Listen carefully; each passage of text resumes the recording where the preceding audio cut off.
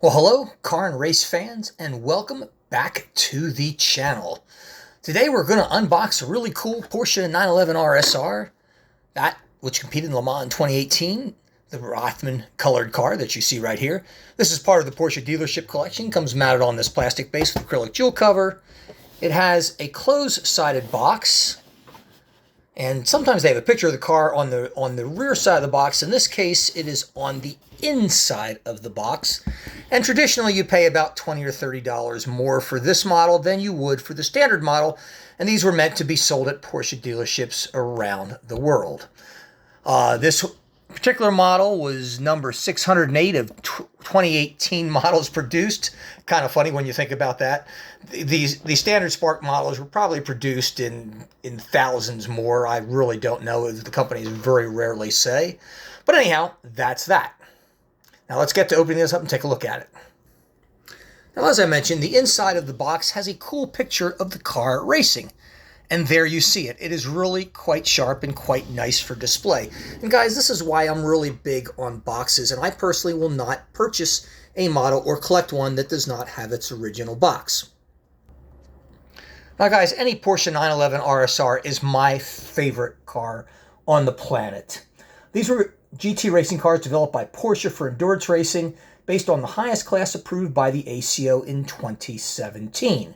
The chassis, the body structure, the aerodynamic concept, the engine, and the transmission were completely redesigned. It was also the best sounding Porsche, maybe the best sounding sports car ever, in my opinion, developed. Now, the engine gearbox unit was reversed, transforming the traditional Porsche 911 from a rear engine to a mid-engine. The 4.6-liter flat-six engine was mounted in front of the rear axle. Think about that.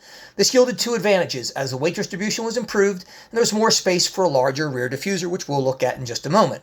A turbo was dismissed due to weight, space, and cooling requirements, so this was a naturally aspirated engine. Furthermore, the fuel tank was mounted in front of the car, and we'll take a look at that as well in more detail, as you're going to see that there. The mounting of the rear wing was mounted to the top of the rear wing, or the rear wing blade, in order to eliminate interfering contours and improve the interaction between diffuser and the rear wing itself. Early models had exhaust pipes in front of the front wheel. This one does not. Their exhausts are in the rear. And even the side mirrors, yes, those little tiny things right there, you see, were designed to improve to be more aerodynamic. Now, as you know, and I have done a previous video on the number 92 car, in 2018, Porsche fielded two special livery 911 RSRs for the 24 Hours of Le Mans. The number 91 car, of which won its class, was the famous Pink Pig, and I have reviewed that car earlier. The number 92 model featured the iconic blue-white finish with red and gold stripes, reminiscent of Rothmans' Porsche colors. By representing these designs, Porsche commemorated the 70 years of Porsche sports cars. Now, the Rothmans blue and white Group C 956 prototypes won Le Mans overall in 1982 and 1983. The number 91 car, the one that you are looking right here, finished behind the Pink Pig, second, and was driven by drivers that you would normally on most Porsche models see the names of the drivers here on the side of the box. They do not for these Porsche limited edition cars. I don't know why, but they were Gina Maria Bruni, and these were Porsche Works drivers from Italy, Richard Leach from Austria, and Frederick Makowiecki of France. Now, as mentioned, this really beautiful car features this blue and white livery. I think it looks very, very sharp, and I'm going to see if I can zoom in here.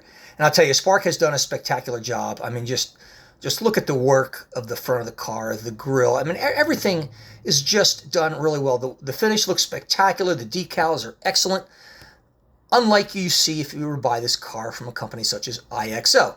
And notice down in the corner there, you see 70 years of Porsche.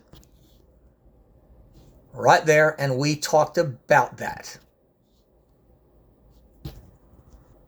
Now, another thing that I really like about this car are the white wheels, which look very sharp against the blue livery. You see the Michelin tires on there, Brook Raiders, and everything else. We talked about the the mirrors themselves, and how they were very aerodynamic and specially designed to be as aerodynamic as possible. And there you see a look at that. Now here's a cool look going down the side of the car. And if you look at the top of it, you can see the names of the drivers there, where you have Bruni, Leitz, and Makowiecki. You see a pitot tube, a couple aerials, and you'll notice that the exhaust tip in this car is not in front of the rear wheel. It is in fact in the rear of the car, as you can see right there. And I'm gonna move a little bit closer. We talked about how the tips of the rear wing were moved and mounted on top of it, and you can see that there. They're on top of the rear blade itself. That was a big change from the way Porsche had traditionally mounted the rear wing in the past. Now here's a cool look at the engine bay, and notice that it's covered. It has louvers to cool it, and it is mounted directly behind the seat, not in the rear of the car as traditional Porsche 911s are. The rear wing, both underneath and on top of the car, feature the name Porsche. You can see that as I lift the car up.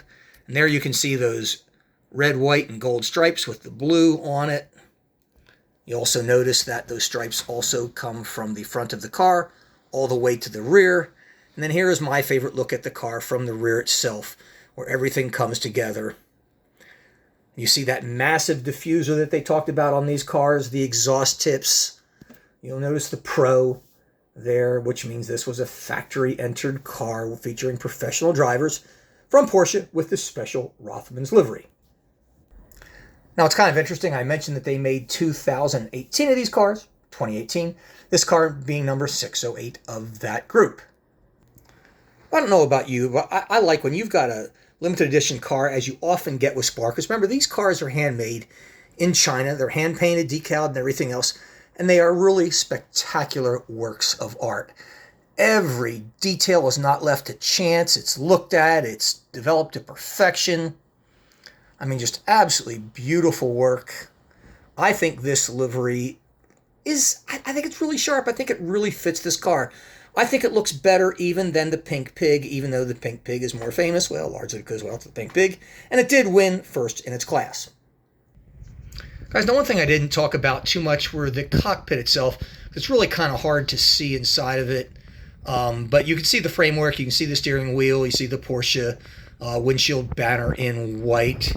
And, of course, you have... and that's kind of interesting because this is a Porsche Dealer Edition car. You do not see the two emergency tabs for neutral and for the fire extinguisher. They're not on this car, and that is something that you would normally see on probably on the regular Porsche Edition car.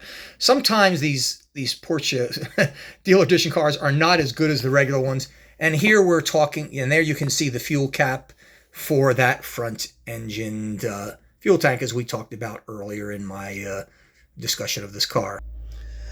Well, folks, this was one hell of a long discussion. Hope you've enjoyed a good look at this car. Hope you like it as much as I do. Thanks for watching, and see you next time with another really cool car. Probably from Spark, even though I know I do have a Tarmax work and a TSM coming up as well. See ya.